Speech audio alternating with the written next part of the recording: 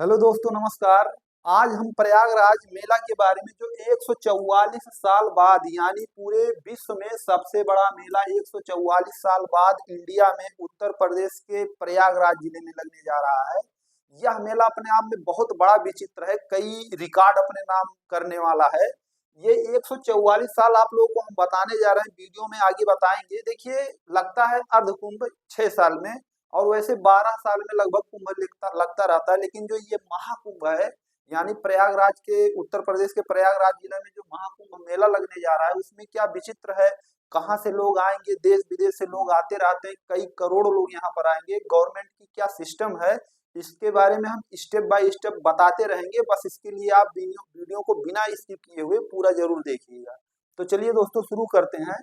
यहाँ पर अगर जो देखें तो कई प्रकार के लोग स्नान करने आते हैं, देश विदेश से। साधु के साथ साथ देखा जाए इंडिया के हर कोने कोने से लोग आते रहते हैं। यहाँ पर आपको दिखाई पड़ रहे हैं, गंगा में स्नान कर रहे हैं। ये हमारा बहुत पुराना दृश्य है।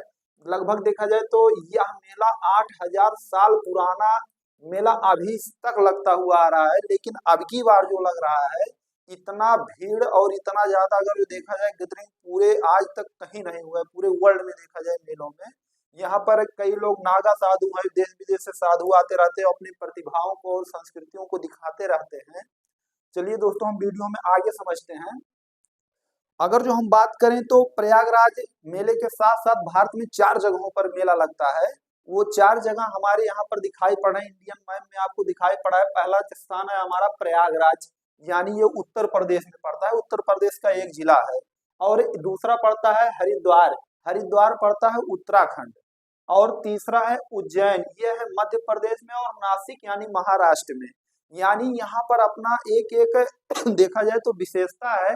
सब धार्मिक स्थल है यहाँ पर, विभिन्न प्रकार की संस्कृतियों को दिखाते रहते हैं। और यहाँ पर देखा जाए तो हरिद्वार में गंगा नदी, प्रयागराज में भी गंगा नदी, और उज्जैन में क्षिप्रा नदी, और नासिक में गोदावरी नदी। यानी ऐसे 4 जगहों पर कुंभ मेला लगता है। लेकिन हम बात करें दोस्तों सन 2025 की, यानी जो अब मेला लग रहा है, ये हमारे प्रयागराज यानी उत्तर प्रदेश के प्रयागराज जिले में लगेगा। हम बात करें, जो यहाँ पर दिखाई पड़ रहे हैं विभिन्न प्रकार के नागा साधु लोग हैं। दोस्तों, वीडियो में आप लोग कमेंट करके जरूर बताइए कि आपके क्षेत्र से भी कोई नागा साधु यहाँ पर आए हैं। और बाकी वीडियो हम आगे बताते रहेंगे। हम बात करें तो 2025 चला, यानी आज के 6 साल पहले, यानी 2019 में अर्धकुंभ लगा था। अर्धकुंभ देखा जाए तो अर्ध मीन्स आधा, यानी 12 साल पे लगता है महाकुंभ, और यानी 6 साल पे अर्धकुंभ लगता है। देखिए दोस्तों, यहाँ पर बात करें 2019 में जब अर्धकुंभ लगा था इंडिया में, प्रयागराज में, तो उसमें 24 करोड़ लोग यहाँ पर विजिट किए थे। यानी देखा जाए तो अपने आप में बहुत बड़ी संख्या है। यानी प्रयागराज में, यानी 1900 में 24 करोड़ लोग यहाँ पर आए थे। यानी ये देखा जाए तो अपने आप में ये भी वर्ल्ड रिकॉर्ड बन गया था। लेकिन अब की बार का रिकॉर्ड ये इससे भी प्लस होने वाला है। अभी वीडियो में हम आगे बताएंगे कुछ डाटा, यानी इंडियन टाइम्स के अनुसार कुछ डाटा सामने आया है। जो गवर्नमेंट की व्यवस्था की गई उसके अनुसार कितना डाटा, यानी कितने लोग अब की बार विजिट करेंगे, पूरा हम वीडियो में बताएंगे। अब की बार अगर जो हम बात करें, यानी 2025 का महाकुंभ मेला, ये लगेगा आपका 13 जनवरी से लेकर 25 फरवरी तक, वो भी प्रयागराज यानी उत्तर प्रदेश में लगेगा। दोस्तों, हम आगे बात करें अगर जो तो अभी आपको हम बताएं 2019 में जो मेले में आए थे लोग, उनकी संख्या लगभग अगर जो देखा जाए तो 24 करोड़ प्लस थी। यानी उस टाइम जब 24 करोड़ का रिकॉर्ड बना था, उसके साथ साथ ट्रैफिक का देखा जाए तो इंडिया में वो भी सबसे बड़ा रिकॉर्ड बन गया था। मोस्ट गैदरिंग प्लेस में ये शामिल हो गया था। यानी उसी टाइम 2019 की बात है। अब की बार क्या रिकॉर्ड बनने जा रहा है, अगर जो हम बात करें, अभी अभी शुरुआत में बताए हैं कि 144 साल में ये लगने जा रहा है।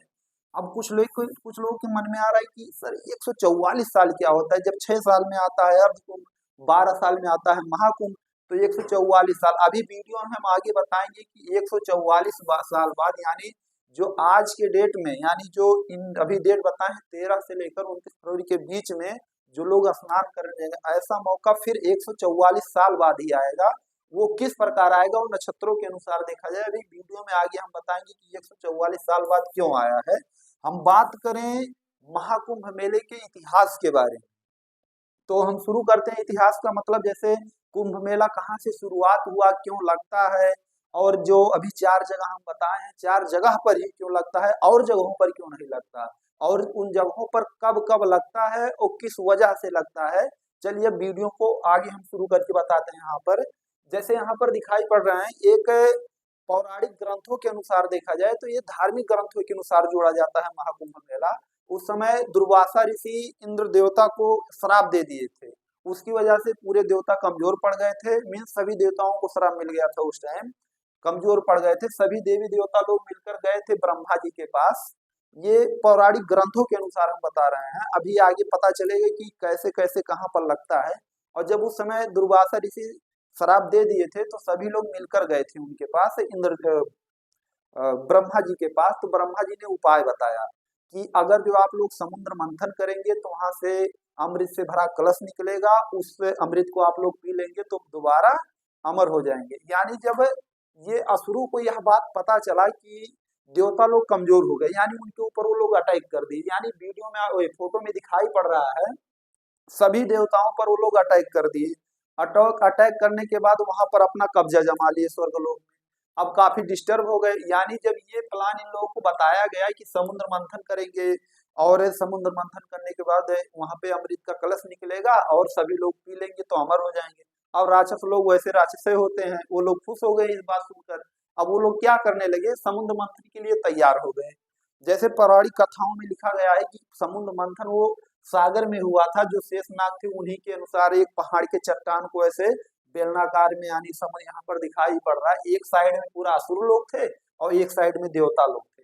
यानी समुद्र मंथन करते करते एक टाइम ऐसा आ गया, वो अमृत से भरा कलश भी निकल गया। और कलश जब निकला, अमृत से भरा कलश, और उसको देखते ही उन असुरों में और देवों में, दोनों में लड़ाई फिर शुरू हो गई, यानी कलश को छीनने के लिए। जैसे आप लोग देखे होंगे धमाल मूवी में कि जब पैसा निकलता है वहां से तो तब तक मतलब ये जुट मिल के रहते हैं, तो जैसे पैसा निकलेगा बस आपस में लड़ाई शुरू कर देते हैं। ये खैर ये तो मूवी की बात है, और ये पौराणिक ग्रंथों के अनुसार बता रहे हैं कि जब वो कलश निकला तो राक्षस लोग उसको लेकर भागना शुरू कर दिए। मीन्स सोचे कि अभी लेकर भाग जाएंगे, पूरा अकेले हम अमर हो जाएंगे, और दोनों के बीच में लड़ाई शुरू हो गया। उसी समय यहाँ पर विष्णु भगवान यानी अपने गरुड़ देव को बताते हैं कि आप कलश लेकर उड़ जाइए वहां से।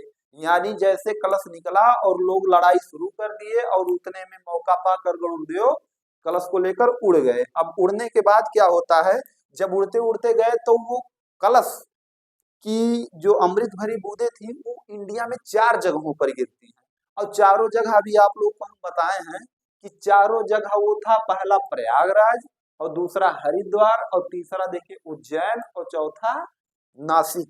अब ये भी आपको हम बताए हैं कि ये जो 4 जगह है, चारों अपने लिए प्रसिद्धि लिए, विशेषताएं लिए बैठे हुए हैं। या जो नदियों की बात करें, हरिद्वार में गंगा और प्रयागराज में भी गंगा। अगर जो देखा है, हरिद्वार उत्तराखंड से होते हुए उत्तर प्रदेश में प्रवेश करती है नदी, उसके बाद बिहार होते हुए झारखंड के बॉर्डर से पश्चिम बंगाल होते हुए बांग्लादेश में जाकर समुद्र में गिर जाती है। खैर ये तो वो मैपिंग जियोग्राफिकल इमेज के अनुसार बताते हैं।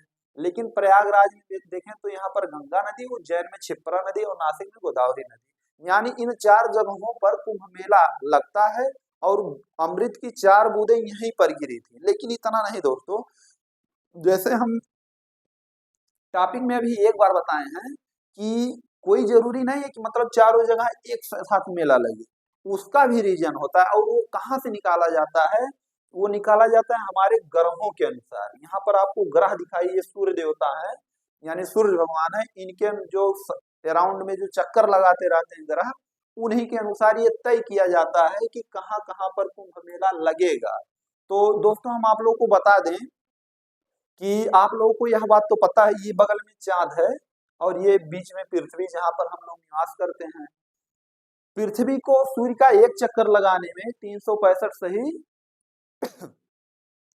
जो होता है 365 या 366 लीप वर्ष को ऐड करके 365 ही मान लेते हैं, उतना दिन लगता है। लेकिन अगर जो बृहस्पति ग्रह को यानी जुपिटर को देखें तो इसको लगभग 12 साल लगता है एक चक्कर लगाने। तो यहीं से तय होता है कि कुंभ मेला कहाँ और कब लगेगा। चलिए दोस्तों आगे हम बताते हैं। जैसे यहाँ पर प्रयागराज की बात है, प्रयागराज यानी उत्तर प्रदेश का जो जिला है प्रयागराज, वहां की बात करें तो प्रयागराज में मेला कब लगेगा, जब ये यानी बृहस्पति ग्रह जब वृषभ राशि में और चांद और प्लस सूर्य दोनों मकर राशि में प्रवेश करेंगे, तब जाकर प्रयागराज में मेला लगता है। लेकिन ये 144 साल बाद वाला मेला लग रहा है, तीनों जब एक ही क्रम में होते हैं, यानी चक्कर लगाते लगाते जब ये सूर्य, चंद्रमा, बृहस्पति ये तीनों ऐसे एक ही क्रम में आ जाते हैं, तो वो संयोग आज यानी 2025 में आया है। यानी इसीलिए हम बता रहे हैं 144 साल बाद यह संयोग आया है, और यह संयोग बहुत शुभ माना जाता है। तो इसमें जो काम आप करते रहेंगे वो अच्छा होगा और शुभ रहेगा हमेशा के लिए। और हम बात करते हैं दोस्तों हरिद्वार में मेला कब लगता है। हरिद्वार में कब मेला लगेगा, हरिद्वार मीन्स जो हम बताएं ये उत्तराखंड वाला एरिया, यानी उत्तराखंड में मेला कब लगता है, ये कुंभ मेला जब ये बृहस्पति ग्रह यानी बृहस्पति जब कुंभ राशि में प्रवेश करेगा, और उसी टाइम जब सूर्य मकर राशि में प्रवेश करेगा, तब जाकर हमारा यहाँ पर यानी हरिद्वार में मेला लगेगा। अगली पॉइंट की बात करें नासिक में, और नासिक में हमारा कब लगता है, जब बृहस्पति सिंह राशि में प्रवेश करेगा, तो उस टाइम हमारा नासिक यानी ये महाराष्ट्र में महाकुंभ लगता है। अब बात करें दोस्तों हम आगे पॉइंट में, इसी क्रम में हम आगे चलते हैं, तो यहाँ पर आपको दिखाई पड़ रहा है कि ये महाकुंभ मेला जो देखा अभी हम बताए 8000 साल पुराना है, इसका वर्णन हमारे वेद पुराण यानी ऋग्वेद में भी मिलता है। वहां पर बताया गया है समुद्र मंथन के बारे में, जो भी पूरा डिटेल में कहानी आप लोगों को सुनाए हैं कि गरुड़ देवता लेकर गए, समुद्र मंथन हुआ और देवी देवताओं और राष्ट्रों के बीच में लड़ाई झगड़ा हुआ, और गरुड़ देवता लेकर उड़ गए, वो 4 बूंदें कहाँ पर गिरी, और वहीं पर कुंभ मेला लगता है। तो इसका पूरा वर्णन हमारे ऋग्वेद में भी मिलता है, और ऋग्वेद में समुद्र मंथन की पूरा क्रियाएं हैं, और जो हमारे 4 पवित्र स्थान बताए हैं इंडिया में जहाँ पर लगता है महाकुंभ, उसके बारे में भी वर्णन किया गया है। यानी अपने आप में देखा जाए तो इंडिया बहुत बड़ी उपलब्धि लिए बैठी है। यहाँ पर आगे बात करें इसी कुंभ मेला की, यानी चंद्रगुप्त गुप्त साम्राज्य के साथ साथ मौर्य साम्राज्य में वर्णन किया गया है। यानी इन दोनों शासक के कार्यकाल में कुंभ मेला लगता था, यानी आप लोग किताब में भी पढ़ते हैं इनके बारे में, तो उस टाइम देखेंगे तो वहां पर भी इसका वर्णन किया गया है कुंभ मेला का। आगे पॉइंट में बात करें तो ये 2025 का कुंभ मेला आज के डेट में कुछ टेम्परेरी मीन्स कुछ टाइम के लिए प्रयागराज डिस्ट्रिक्ट भी बन गया है। डिस्ट्रिक्ट मीन्स नया जिला। उत्तर प्रदेश का कुंभ मेला को देखते हुए डिस्ट्रिक्ट भी बना दिया गया है, और कुंभ मेला जब खत्म होगा फिर से वो उसी में शामिल कर दिया जाएगा। यानी ये देखा जाए तो आज के इतिहास में सबसे पहली बार किया गया है। अगले पॉइंट में कुछ पॉइंट में जो गवर्नमेंट वहाँ की व्यवस्थाएं की गई है, वैसे देखा जाए तो कुंभ मेला अपने आप में बहुत बड़ा टास्क है। यानी मैनेजमेंट करना कम से कम 40 करोड़ लोगों का आंकड़ा है, यानी अपने आप में बहुत बड़ा नंबर है।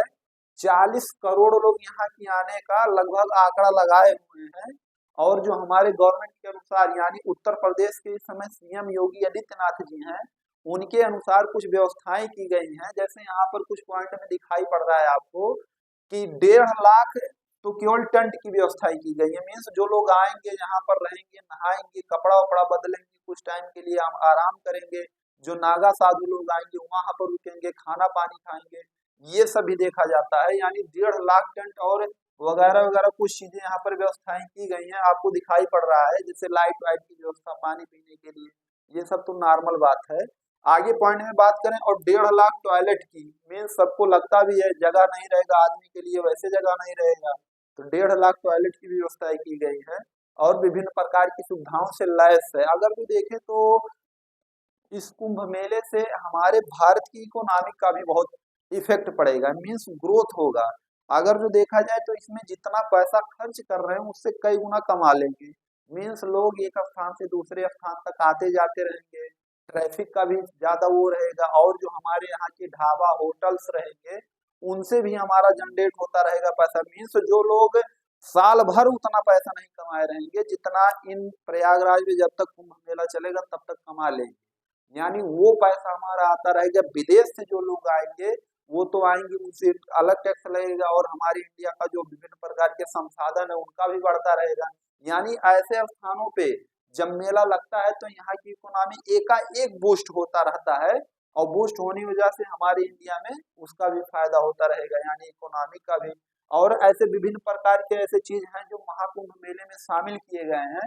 इससे रिलेटेड हम जानकारियां आपको प्रोवाइड करते रहेंगे। बस इसके लिए वीडियो को लाइक करने के साथ साथ हमारे चैनल को भी सब्सक्राइब कर लीजिएगा। दोस्तों, इसी वीडियो के अगले क्रम में हम आप लोगों को बताएं कैलिफोर्निया में जो आग लगा है वो अभी तक बंद नहीं हुआ है, उसके बारे में पूरा अपडेट हमारे वीडियो पर है। एक बार वीडियो को जरूर देखिएगा, चैनल पर विजिट करने के साथ साथ लोगों के पास शेयर भी कीजिएगा। पूरा वीडियो देखने के लिए बहुत बहुत धन्यवाद।